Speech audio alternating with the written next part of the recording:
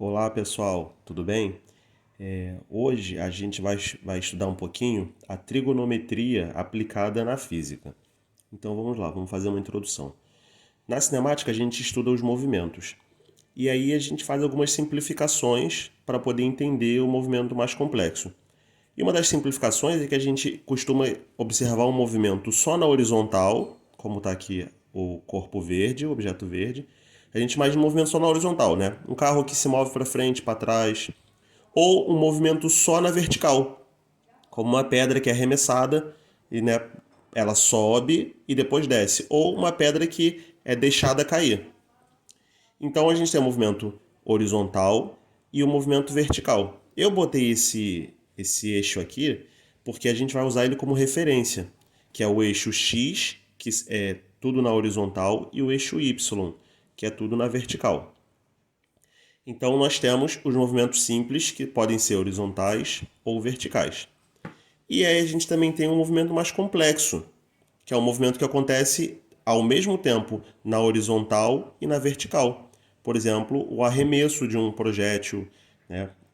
Então a gente tem uma bola que é arremessada de um ponto ao outro, fazendo esse movimento, essa curva aqui no alto, ela percorre uma distância horizontal que vai do x0 até o x, né? Que é da posição inicial até onde ela para, e ela faz um movimento vertical também, que é um movimento de subida. Ela percorre uma distância horizontal e também percorre uma distância vertical, que ela sobe e depois desce. Esse movimento é um movimento mais complexo, que acumula os dois, o horizontal e o vertical.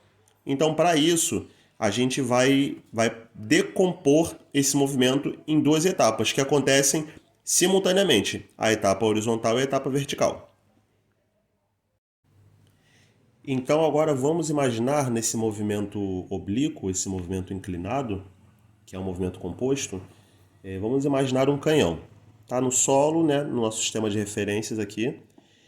Eu tenho um canhão e ele está inclinado, né, ele tem uma determinada inclinação. Esse aqui é o ângulo de inclinação dele. E ele, né, a gente tracejei essa linha aqui para poder imaginar a inclinação dele. Então ele tem essa determinada inclinação. Quer dizer, ele vai atirar, a bola vai subir, né? Vai fazer exatamente o movimento parecido com aquele que a gente botou composto, né? Uma curva no alto assim. E agora vamos pegar esse canhão aqui. Eu vou pegar essa linha inclinada como base e vamos isolar ele, imaginar um triângulo. É exatamente a mesma figura, né? Só que eu peguei essa linha inclinada aqui e imaginei um triângulo. Esse triângulo aqui, ele é o famoso triângulo retângulo. Por quê? Ele tem esse ângulo reto aqui, que é o ângulo de 90 graus. E ele faz um outro ângulo aqui. Então, esse triângulo aqui, ele tem algumas características, né? Ele tem nomes. Essa diagonal, essa reta inclinada aqui, ela é a hipotenusa. Esse lado aqui, ó, que é o lado que está oposto ao ângulo que a gente está trabalhando, a gente está trabalhando com esse ângulo aqui. Então, esse lado é o lado oposto. Ele é o cateto oposto. Esse lado aqui do triângulo, que é o lado que está aqui juntinho do ângulo que a gente está trabalhando, é o cateto adjacente. Então esse triângulo é um triângulo imaginário que ele vai ajudar a gente a decompor o movimento. Esse movimento aqui oblíquo vai ser decomposto numa componente vertical e numa componente horizontal. Na trigonometria, esse cateto oposto aqui, ele tem um nome que ele tem uma relação. Eu posso achar esse cateto oposto através de uma relação que a gente chama da relação, que é o seno.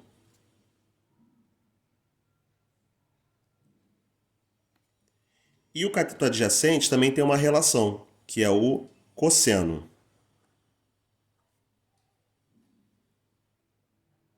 Agora a gente vai detalhar o que é um e o que é outro.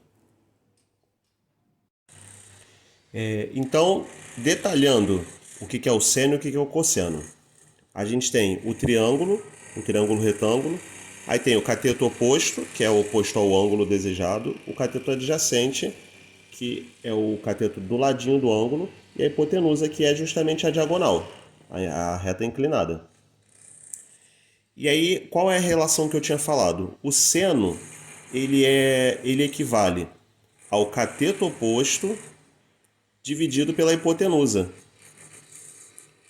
O cosseno, ele também tem uma relação, que é o cateto adjacente dividido pela hipotenusa.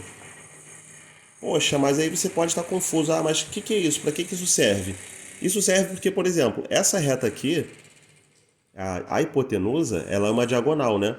Ela pode estar pouco inclinada ou muito inclinada. Lembrando que a gente ainda está no nosso sistema de referência x e y, né? Aqui, o y aqui e o x aqui, vertical e horizontal. Então, a minha reta pode estar pouco inclinada ou muito inclinada. Então, perceba, se a hipotenusa estiver muito inclinada, o cateto oposto vai ser maior, né? E o cateto adjacente vai ser menor. E aí, se a hipotenusa estiver pouco inclinada, estiver muito próxima, esse ângulo for muito pequeno, o cateto adjacente vai ser maior, ele vai se esticar mais, e o cateto oposto vai ser menor. E por isso que tem esse ângulo aqui, porque esse seno e cosseno vai justamente depender desse ângulo, ou seja, quanto mais inclinado, maior o ângulo, quanto menos inclinado, menor o ângulo. E aí a gente tem essa relação, que o seno é igual ao cateto oposto sobre a hipotenusa, e o cosseno é igual ao cateto adjacente sobre a hipotenusa. Ainda tem uma tangente, que é a divisão do seno sobre o cosseno, que na verdade é o cateto oposto sobre o cateto adjacente. A gente fez essa introdução aqui de trigonometria e a gente vai aplicar na física, ok? Bom, então vamos lá. Agora, o que eu fiz? Eu peguei aquele triângulo que a gente tinha feito e botei aqui dentro de um círculo. Esse aqui é o que a gente chama de círculo trigonométrico. E aí, a gente pode achar aquele triângulo aqui, ó. Essa é a diagonal, é a hipotenusa, né? E aí essa linha pontilhada aqui é o cateto oposto e aqui está o cateto adjacente. Que essa linha aqui é a mesma que essa linha pontilhada vermelha aqui, são paralelas, né? Então elas são iguais. E de um círculo, na trigonometria, o círculo ele vai de 0 graus, essa linha preta aqui é como se fosse o raio do círculo. E ele gira, né? Ele começa deitado aqui assim e vai girando, como se fosse um ponteiro de um relógio. Ele começa deitado e vai girando, girando, girando. Conforme ele vai girando, ele vai completando ângulos. Então ele começa de um ângulo zero, o raio do círculo, essa linha preta. Quando ela está deitada aqui, o ângulo é zero.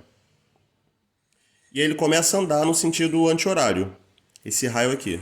Né? Ele começa a andar, e aí aqui é o ângulo de 90 graus, que é o ângulo reto. Aqui é o ângulo de 180 graus.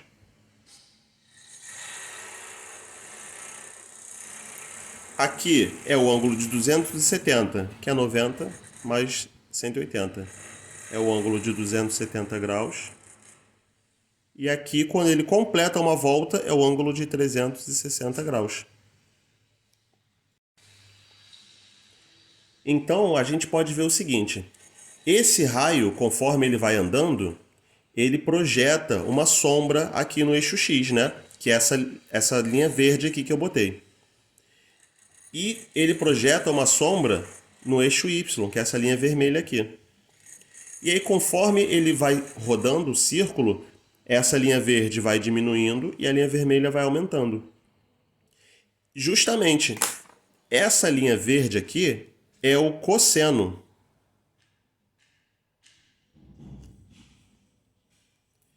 E a linha vermelha é o seno.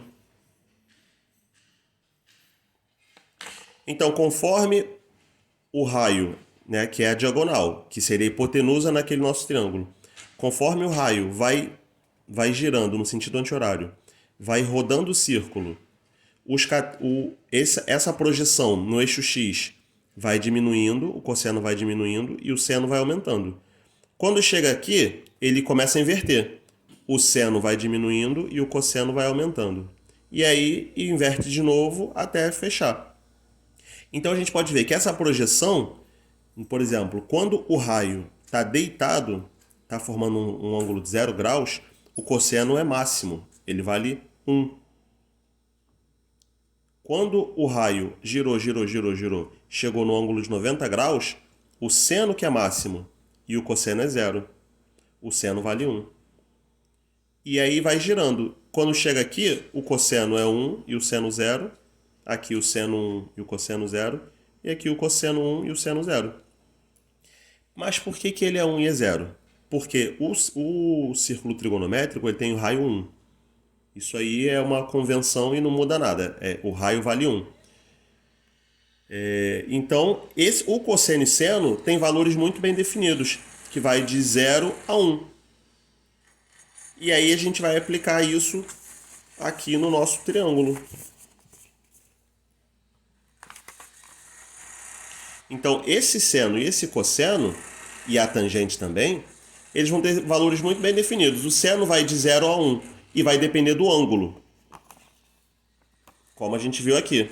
E agora eu vou mostrar uma tabela, que o seno e o cosseno, eles têm uma tabela própria de valores. Dependendo do ângulo, o seno vai valer uma coisa e o cosseno outra. E vocês veem que um tem relação com o outro, né? Ou seja, se o seno tem esse valor, obrigatoriamente o cosseno vai ter que ter esse. Então, se o cosseno vale 1, obrigatoriamente o seno vale 0. Tá ok? Então agora eu vou mostrar a tabela. Então, a nossa tabela de seno e cosseno, ela é da seguinte forma. A gente tem 3 ângulos principais, que é o ângulo de 30 graus, o ângulo de 45 graus e o ângulo de 60 graus. Então, o seno de 30 graus vale 1 sobre 2, 0,5. O seno de 45 graus, raiz de 2 sobre 2. Seno de 60, raiz de 3 sobre 2. E essa é a tabela, né? E aí, voltando, a gente observando o círculo trigonométrico, a gente pode perceber que existe, por exemplo, vamos virar aqui, ó. Tá aqui embaixo. Quando o raio tá deitado, tá formando um ângulo de 0 graus, o cosseno é máximo, né? E o seno é mínimo. Então a gente também tem informações que não ficam na tabela, mas que são importantes da gente também da gente entender, né? Por exemplo, cosseno. Não era para eu ter escrito completo, né? Era para eu ter escrito só o cosseno, mas tá bom. Cosseno de 0 graus é igual a 1. Enquanto o seno de 0 grau é igual a 0. Já o seno de 90 graus é igual a 1, enquanto o cosseno de 90 é igual a 0. Fechou? Aí, dessa relação, a gente também pode ir para o 180 graus, que a gente pode perceber. Quando o raio está de 0 graus, o cosseno é máximo, o seno é mínimo. Quando o raio está em 90, o seno é máximo e o cosseno é mínimo. Já quando o raio vem para o outro lado aqui do eixo XY, então o cosseno é máximo, só que ele é negativo. Por quê? Porque esse eixo XY, né, à direita é positivo, à esquerda é negativo. Em cima é positivo, embaixo é negativo. Então, o cosseno de 180 graus é menos 1. E o seno de 180 é 0. Então, vou completar a informação com seno de 80 graus também. 180. Então, o seno de 180 graus é igual a 0. E o cosseno de 180 graus é igual a menos 1. Ok? Aí, durante um exercício, por exemplo, esses valores aqui, eles pode aparecer assim, o seno de 30, perdão, o seno de 60, se eu não me engano é 0,6, é 0,86. O seno de 60 é 0,86. Então dá no mesmo, né? Pode ser que a questão já dê logo o valor resolvido, ao invés de botar assim na forma de raiz, né? E agora vamos voltar para o triângulo, para o canhão e para a física. Que agora a gente já viu aqui a matemática, como funciona, e vamos para a física. Então vamos lá.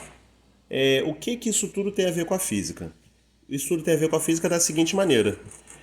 O canhão, né, voltamos aqui ao exemplo do canhão. Eu fiz aqui o meu canhão, vou fazer aqui o eixo de coordenadas, só para a gente não esquecer que ele existe. O eixo Y e o eixo X.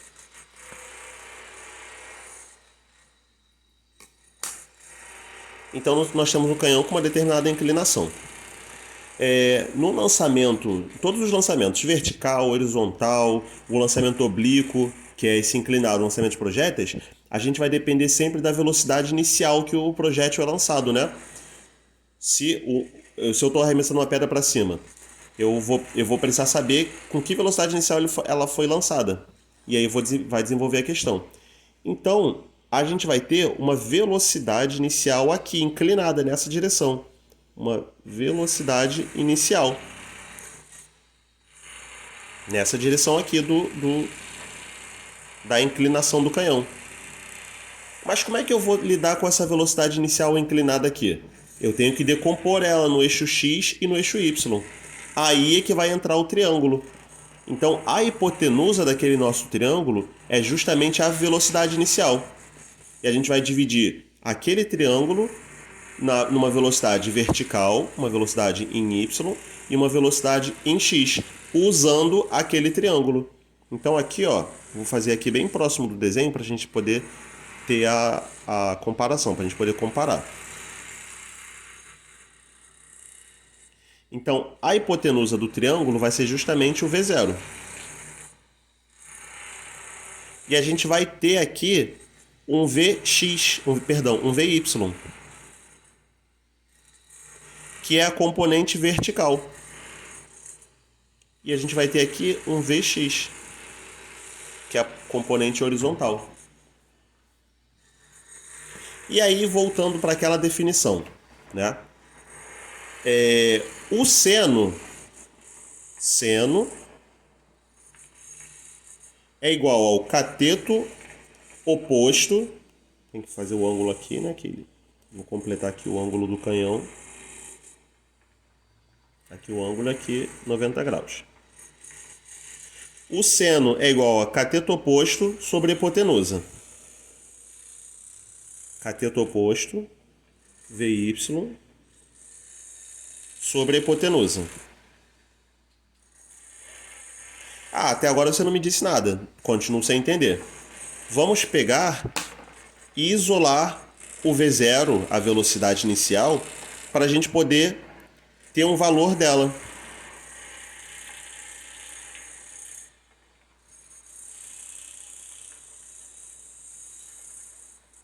A gente vai isolar o Vy.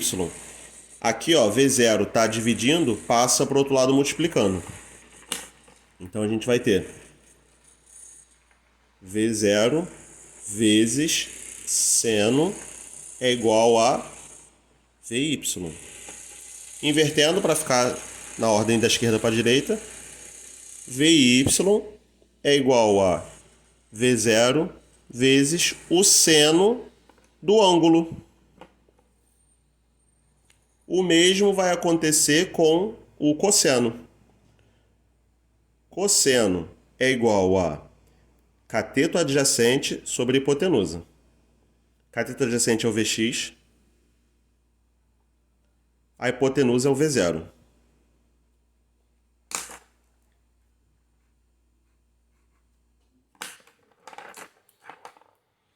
Então, fazendo a mesma coisa aqui. Vamos isolar o Vx. Tá dividindo, passa para o outro lado multiplicando. V0 vezes cosseno é igual a Vx. Vamos inverter. Vx é igual a V0 vezes o cosseno do ângulo. Então a relação que vai ficar é justamente essa aqui. A velocidade do eixo vertical, do eixo horizontal, é Vx, e ela é igual à velocidade inicial vezes o cosseno do ângulo. A velocidade no eixo vertical, no eixo y, é dada pela velocidade inicial vezes o seno do ângulo. Então tudo vai depender do ângulo que está a inclinação desse movimento. Eu estou usando aqui, por exemplo, um canhão, mas pode ser qualquer coisa com uma inclinação. Um jogador de futebol que chuta uma bola, então ela começa a viajar com uma determinada inclinação e uma determinada velocidade inicial. Então, para eu saber a velocidade em y e em x, eu vou usar essa relação. Velocidade em y é igual a v0 vezes o seno de θ. Velocidade em x é igual a v0 cosseno de θ.